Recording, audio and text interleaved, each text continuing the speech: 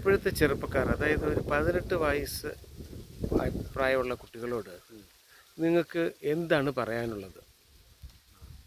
അവരെങ്ങനെ ജീവിക്കണം, ഏത് രീതിയിൽ പോകണം? കാരണം അവർ ചെറിയ കുട്ടികളാണ്, അവർക്ക് ഭാവിയെക്കുറിച്ചൊന്നും അത്ര അറിയില്ല, എന്നാൽ അവർക്ക് കുതൂഹലം ഉണ്ടാകും. എന്നാൽ ഇപ്പോഴത്തെ സാഹചര്യം, ഈ നൂറ്റാണ്ടനുസരിച്ച് നിങ്ങൾക്ക് അവരോട് എങ്ങനെ ജീവിക്കണം, എങ്ങനെയാണ് അവർ മുമ്പോട്ട് പോകേണ്ടത് എന്ന് പറഞ്ഞാൽ നന്നായിരുന്നു. ഇത് പഴയ കാലഘട്ടമല്ല, ഇത് ഇൻ്റർനെറ്റ് യുഗമാണ്. ഇന്ന് എല്ലാത്തിനും വേഗത കൂടി, മനുഷ്യൻ്റെ ചിന്തക്കും വികസനത്തിനും അതുപോലെ എല്ലാ കാര്യങ്ങളും വേഗത കൂടി. അതുപോലെ തന്നെ ലോകവും അതിവേഗം മാറിക്കൊണ്ടിരിക്കുകയാണ്. അപ്പോൾ ഈ മാറ്റത്തിനനുസരിച്ച് മുന്നേറാൻ കഴിയുമ്പോൾ കുട്ടികൾ എപ്പോഴും പലരും വിഷാദികളായിത്തീരും. കാരണം തൻ്റെ കൂടെയുള്ള ഒരു വിദ്യാർത്ഥി പരീക്ഷയിൽ ജയിച്ചു അല്ലെങ്കിൽ ഇൻ്റർവ്യൂവിൽ ജയിച്ചു എന്ന് അറിയുമ്പോൾ കൂടെയുള്ള ഒരു വിദ്യാർത്ഥിക്ക് അയ്യോ ഞാൻ പരാജയപ്പെട്ടല്ലോ എന്നൊരു നിരാശ അനുഭവപ്പെടാം. കാരണം ഇതൊന്നും നമുക്ക് അനുഭവപ്പെടരുത്. ഇന്ന് നമ്മൾ തോറ്റെങ്കിൽ നാളെ നമ്മൾ പരിശ്രമിച്ച് നേടാൻ ശ്രമിക്കണം. ഒരു പരാജയവും സ്ഥിരമല്ല. നമ്മൾ വിജയിക്കാൻ ശ്രമിച്ചാൽ നമുക്ക് വിജയിക്കാൻ പറ്റും. പിന്നെ കുട്ടികൾ എപ്പോഴും മൂല്യങ്ങൾ ഉൾക്കൊണ്ട് ജീവിക്കണം. എങ്ങനെയെങ്കിലും പണമുണ്ടാക്കി അല്ലെങ്കിൽ ഒരു ജോലി നേടി സുഖമായി ജീവിക്കണം എന്ന ധാരണ തെറ്റാണ്. കാരണം നമുക്ക് നിയമം പാലിച്ചുകൊണ്ടേ ലോകത്ത് ജീവിക്കുവാൻ കഴിയുകയുള്ളൂ. ട്രാഫിക് നിയമം പാലിച്ചുകൊണ്ടേ റോട്ടിലൂടെ വണ്ടി ഓടിക്കാൻ കഴിയുകയുള്ളൂ. ഇല്ലെങ്കിൽ നമുക്ക് പല അപകടങ്ങളും ഉണ്ടാകും. അതുപോലെ തന്നെ നമ്മൾ ഈ പ്രപഞ്ചത്തിനൊരു നിയമമുണ്ട്. ആ നിയമത്തിനനുസരിച്ചല്ല നമ്മൾ ജീവിക്കുന്നതെങ്കിൽ എത്ര തന്നെ ധനമുണ്ടായാലും എന്തൊക്കെ വിദ്യാഭ്യാസമുണ്ടായാലും നമുക്കൊരു സമാധാനമായ ജീവിതം നയിക്കാൻ കഴിഞ്ഞെന്ന് വരില്ല. കാരണം ഈ അനശ്വര നിയമം അങ്ങനെയാണ്. ഉദാഹരണത്തിന് നമ്മളൊരു മുളക് കഴിച്ചു, അത് കഴിച്ചാൽ കൂടുതൽ കഴിച്ചാൽ നമ്മൾ വയറെരിയും. അയ്യോ വയറെരിയുന്നേ എന്ന് പറഞ്ഞിട്ട് നിലവിളിച്ചിട്ട് കാര്യമില്ല. അതിനെ നമ്മൾ അതിൻ്റെ സ്വഭാവം അനുസരിച്ച് ഇടപെടണം. അതുപോലെ നമ്മുടെ ജീവിതത്തിൽ ചെറിയൊരു പ്രശ്നം വന്നു, അപ്പോൾ നമ്മൾ മദ്യത്തിനെയോ അല്ലെങ്കിൽ മയക്കുമരുന്നിനെയോ ആശ്രയിക്കുന്നു. അങ്ങനെ ആശ്രയിച്ചാൽ അത് താൽക്കാലികമായ ആശ്വാസം നമുക്ക് തന്നേക്കാം, പക്ഷേ അത് നാളെ നമ്മളെ വലിയൊരു ദുരന്തത്തിലേക്ക് കൊണ്ടുപോകും. അതുകൊണ്ട് ജീവിതത്തെ പറ്റി ഒരു കാഴ്ചപ്പാട് ആദ്യമേ ഉണ്ടായിരിക്കണം. ജീവിതം എന്താണ്, ഈ ജീവിതത്തിൻ്റെ ലക്ഷ്യം എന്താണ്, ആ ഒരു കാഴ്ചപ്പാടിൽ ഊന്നിക്കൊണ്ട് വേണം നമ്മൾ വിദ്യാഭ്യാസം നേടാനും ജോലി നേടാനും. ഇല്ലെങ്കിൽ നമ്മൾ വഴിതെറ്റിപ്പോകും. അതാണ് ഇന്ന് മിക്ക കുട്ടികളിലും കണ്ടിരിക്കുന്നത്. നമ്മുടെ വിദ്യ നമുക്കും സമൂഹത്തിനും ഒരുപോലെ പ്രയോജനപ്പെടണം. എന്തെങ്കിലും ഒരു പുസ്തകപ്പുഴു ആയതുകൊണ്ട് ആ വിദ്യ തനിക്കോ സമൂഹത്തിനോ പ്രയോജനപ്പെട്ടു കൊള്ളണമില്ല.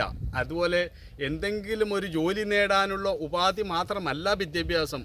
അവൻ ജീവിക്കുന്ന സമൂഹത്തിനും കുടുംബത്തിനും എല്ലാം അവൻ്റെ വിദ്യ പ്രയോജനപ്പെടണം. അറിവുള്ളവൻ മറ്റുള്ളവനെ വിദ്യ പഠിപ്പിക്കണം. ഇങ്ങനെ നമ്മളൊരു പാരസ്പര്യമാണ് ജീവിതം. ഒരു ഇടുങ്ങിയ ചിന്താഗതിയിലേക്ക് നമ്മൾ പോകുന്നതാണ് നമുക്ക് ഇന്ന് ഉണ്ടായിട്ടുള്ള എല്ലാ സംഘർഷത്തിനും കാരണം. നമ്മളെല്ലാം ഒരു ഒറ്റപ്പെട്ട ദ്വീപ് പോലെയായി, ഫ്ലാറ്റ് ജീവിതമായി. അയൽവാസി എന്താണെന്ന് നമുക്കിന്ന് അറിയാത്ത അവസ്ഥയായി. പണ്ടങ്ങനെ ആയിരുന്നില്ല.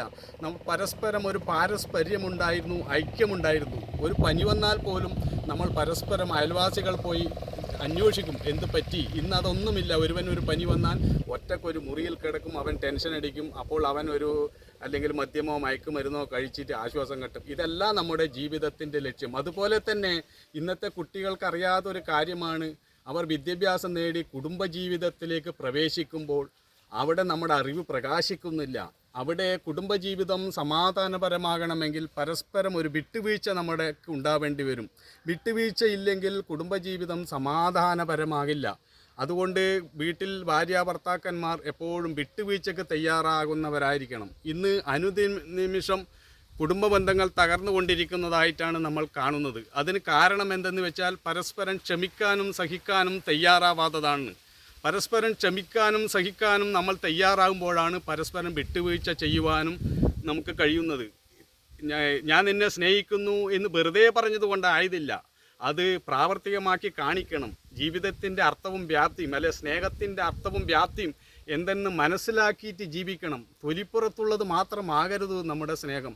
അതുപോലെ തന്നെ മാതാപിതാക്കൾ വീട്ടിൽ വെച്ച് കലഹമുണ്ടാക്കിയാൽ അത് കുട്ടികളുടെ മനസ്സിനെ സാരമായി ബാധിക്കും. കുട്ടികൾ കുറേ കഴിയുമ്പം അവർക്ക് നിരാശ വരും, വിഷമം വരും. അപ്പോൾ മദ്യത്തിനെയും മയക്കുമരുന്നിനെയും അവരാശ്രയിച്ചെന്ന് വരാം. അപ്പോൾ നമ്മുടെ വിദ്യാഭ്യാസം എന്ന് പറഞ്ഞാൽ കുടുംബത്തിൽ നിന്ന് തന്നെ ആരംഭിക്കണം. പണ്ട് നമ്മുടെ പൂർവികരായ ആളുകൾക്ക് വിദ്യാഭ്യാസം കുറവായിരുന്നു, പക്ഷെ അവർ മൂല്യങ്ങൾ നിലനിർത്തിയിരുന്നു. ഇന്ന് വിദ്യാഭ്യാസം കൂടുതലാണ്, പക്ഷേ മൂല്യങ്ങൾ കുറവാണ്. അതുകൊണ്ട് തന്നെ നമ്മുടെ വിദ്യാഭ്യാസത്തോടൊപ്പം മൂല്യബോധങ്ങൾ കൂടി കുട്ടികൾക്ക് പകർന്നു നൽകാൻ കഴിഞ്ഞാലേ നമ്മുടെ കുട്ടികൾക്ക് നല്ല അറിവും ബോധവും ഉൾക്കാഴ്ചയും ഉണ്ടായിരിക്കുകയുള്ളൂ. അങ്ങനെ ഉൾക്കാഴ്ചയുള്ള കുട്ടികളാണ് സമൂഹത്തിൽ വളർന്നു വരേണ്ടത്. ക്ഷമിക്കാനും സഹിക്കുവാനും അതുപോലെ സ്നേഹസമ്പന്നരുമായിരിക്കണം ഓരോ വിദ്യാർത്ഥിയും. അതുപോലെ പ്രകൃതിയെ സ്നേഹിക്കുന്നവരായിരിക്കണം. പ്രകൃതിയിൽ നിന്നും ഇന്ന് നമ്മുടെ കുട്ടികൾ അകന്നു പോയിക്കൊണ്ടിരിക്കുകയാണ്. ഈ പ്രകൃതിയിൽ നിന്ന് അകലുന്നതോടുകൂടി ആണ് നമുക്ക് കൂടുതൽ മാനസിക സംഘർഷങ്ങൾ ഉണ്ടാകുന്നത്. നമ്മൾ പ്രകൃതിയുമായി ഒത്തിണങ്ങി പോകുമ്പോൾ നമുക്കൊരു സംഘർഷങ്ങൾ ഉണ്ടായാൽ തന്നെ നല്ലൊരു കുളിർക്കാറ്റ് കൊള്ളുമ്പോൾ, അല്ലെങ്കിൽ ഒരു സൂര്യോദയം കാണുമ്പോൾ, അല്ലെങ്കിൽ രാത്രിയിലെ നക്ഷത്രപൂരിതമായ ആ രാത്രിയുടെ സൗന്ദര്യം ആസ്വദിക്കുമ്പോൾ നമ്മിൽ നിന്നും എല്ലാ സംഘർഷങ്ങളും അകന്നു പോകും. അതുപോലെ കടൽക്കരയിൽ പോയിരിക്കുമ്പോൾ. അപ്പോൾ നമ്മൾ ഇന്ന് പ്രകൃതിയിൽ നിന്നും അകന്നു പോകുന്നു. അതുകൊണ്ട് തന്നെ നമുക്ക് ടെൻഷൻ നമ്മുടെ ജീവിതത്തിൻ്റെ ഭാഗമായി മാറിയിരിക്കുന്നു. സ്നേഹവും സഹകരണവുമില്ല, സേവനമില്ല. ഇതെല്ലാം നമ്മളെ ഒറ്റപ്പെട്ട ഒരു ദ്വീപ് പോലെ ആക്കിയിട്ടുണ്ട്. അതുകൊണ്ട് ഒരു വിശാലമായ വീക്ഷണം കുട്ടികൾക്കുണ്ടാവണം. ആ വീക്ഷണം നൽകുന്ന കാര്യത്തിൽ മാതാപിതാക്കളും അധ്യാപകരും വലിയ പങ്ക് വഹിക്കാനുണ്ട്. യഥാർത്ഥ വിദ്യാഭ്യാസം തുടങ്ങേണ്ടത് വീട്ടിൽ നിന്നാണ്. കുട്ടികളുടെ സ്വഭാവ രൂപീകരണത്തിന് ആദ്യം തന്നെ സ്വഭാവ രൂപീകരണം നടത്തുന്നത് മാതാപിതാക്കളാണ്. അതുകൊണ്ട് മാതാപിതാക്കൾ മൂല്യബോധമുള്ളവരായിരിക്കേണ്ടത് അത്യാവശ്യമാണ്. നമ്മുടെ കുട്ടികൾ വഴിതെറ്റി പോയിട്ടുണ്ടെങ്കിൽ അതിന് മാതാപിതാക്കൾക്കും ഒരു വലിയ പങ്കുണ്ട്. പിന്നെ നമ്മൾ കുട്ടികളെ കുറ്റം പറഞ്ഞിട്ട് കാര്യമില്ല. നമ്മൾ അച്ഛനും അമ്മമാരും കഷ്ടപ്പെട്ടാണ് കുട്ടികളെ പഠിപ്പിക്കുന്നത്. എന്നാൽ കുട്ടികൾ വഴിതെറ്റി പോകുമ്പോൾ, വിവേകശൂന്യരായി പോകുമ്പോൾ മക്കൾക്ക് അച്ഛനമ്മമാർക്ക് എങ്ങനെ സമാധാനമായി ജീവിക്കാൻ കഴിയും? അതുകൊണ്ട് അതിന് ഉത്തരവാദി മാതാപിതാക്കൾ കൂടിയാണ്. അതുകൊണ്ട് നമ്മൾ മൂല്യബോധങ്ങളാണ് ആദ്യം പകർന്നു നൽകേണ്ടത്. സംസ്കാര സമ്പന്നമായ ഒരു സമൂഹം വളർന്നു വരുമ്പോഴാണ് അവിടെ ശാന്തിയും സമാധാനവും നിലനിർത്താൻ കഴിയുന്നത്. വളരെ നന്നായിട്ട് ഉത്തരം പറഞ്ഞു.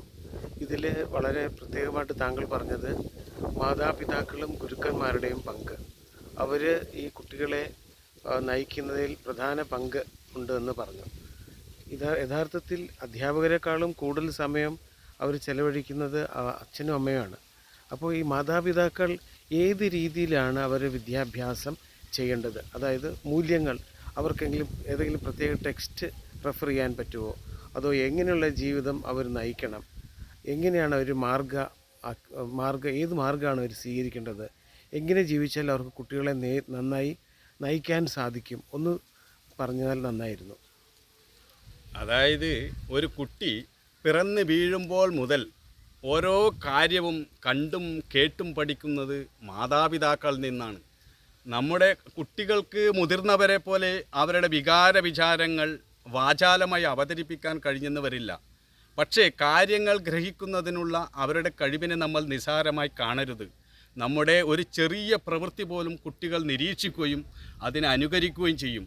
അതുകൊണ്ട് മാതാപിതാക്കൾ കുട്ടികളുടെ മുമ്പിലുള്ള നമ്മുടെ ഓരോ പ്രവൃത്തിയും ജാഗ്രതയോടുകൂടി മൂല്യവത്തുമായിരിക്കണം. അവർ ആദ്യം നമ്മുടെ ശബ്ദമല്ല കേൾക്കുന്നത്, നമ്മുടെ പ്രവൃത്തികളാണ് കുട്ടികളിൽ ആദ്യം പതിയുന്നത്. അതുകൊണ്ട് കുട്ടികൾക്ക് നല്ലൊരു മൂല്യം നമ്മൾക്ക് നൽകണമെങ്കിൽ നമ്മുടെ ഓരോ പ്രവൃത്തിയും മാതാപിതാക്കൾ മാതൃകയാകേണ്ടതുണ്ട്. അതെന്താണെന്ന് ചോദിച്ചാൽ, രാവിലെ കുട്ടി നോക്കും അച്ഛനും അമ്മയും എന്താണ് ചെയ്യുന്നത്. വീട്ടിൽ വഴക്കുണ്ടാക്കുകയാണോ, അവർ പുസ്തകം വായിക്കുകയാണോ, നാമം ജപിക്കുകയാണോ, അല്ല പ്രകൃതിയിൽ പോയി ചെടിയിലേക്ക് വെള്ളം നനക്കുകയും വളമിടുകയും ചെയ്യുകയാണോ ചെയ്യുന്നത്? പ്രകൃതിയെ സംരക്ഷിക്കുന്നുണ്ടോ, സ്നേഹത്തോടു കൂടി പെരുമാറുന്നുണ്ടോ? ഇങ്ങനെയുള്ള കാര്യങ്ങളെല്ലാം കുട്ടികൾ അച്ഛനും അമ്മയിൽ നിന്ന് നിരീക്ഷിക്കും. അതുപോലെ എങ്ങനെയാണ് കുട്ടികളോട് അച്ഛനും അമ്മയും പെരുമാറുന്നത്? അത് സ്നേഹത്തോടു കൂടിയാണോ? കുട്ടിയുടെ ഒരു ചെറിയ തെറ്റ് വരുമ്പോൾ ആ കുട്ടിയെ ശാസിക്കാൻ പാടില്ല. അവനെ ബോധപൂർവം, അവനെ സ്നേഹപൂർവ്വം തലോടിക്കൊണ്ട് പറഞ്ഞ് മനസ്സിലാക്കിക്കണം. അങ്ങനെയാണ് കുട്ടികളെ വളർത്തിക്കൊണ്ടുവരുന്നത്. ഇന്ന് എന്താണെന്ന് വെച്ചാൽ മാതാപിതാക്കൾ ജോലിക്കാരാണ്. അവർക്ക് രാവിലെ ഓഫീസിൽ പോകണം, അപ്പോൾ കുട്ടികൾക്ക് സ്കൂളിൽ പോകണം. അതിനിടയിൽ കുട്ടികളുടെ കാര്യം വേണ്ടത്ര ശ്രദ്ധിക്കാൻ പറ്റുന്നില്ല. അവരെ കുറ്റം പറഞ്ഞിട്ടും കാര്യമില്ല. പരസ്പരം കുറ്റം പറയുകയല്ല വേണ്ടത്. നമ്മൾക്കിതിനുള്ള പരിഹാരം ത്യാഗപൂർവ്വം ക്ഷമയോടുകൂടി ഉണ്ടാക്കുകയാണ് വേണ്ടത്. അതുകൊണ്ട് മാതാപിതാക്കൾ ആ രാവിലെ അല്ലെങ്കിൽ കുട്ടികളെ സ്കൂളിൽ വിടുന്ന വരെയുള്ള ടെൻഷൻ അടിക്കാതെ സ്നേഹപൂർവ്വം ക്ഷമയോടുകൂടി ഓരോ കാര്യങ്ങളും ചെയ്യുമ്പോൾ ആ കുട്ടിയും അവിടുന്ന് ക്ഷമ പഠിക്കുകയാണ്. ആ ക്ഷമയാണ് അവൻ്റെ അടിസ്ഥാന ഫൗണ്ടേഷൻ, അവിടെ നിന്ന് വേണം അവൻ്റെ വിദ്യാഭ്യാസം കെട്ടിപ്പടുക്കുവാൻ.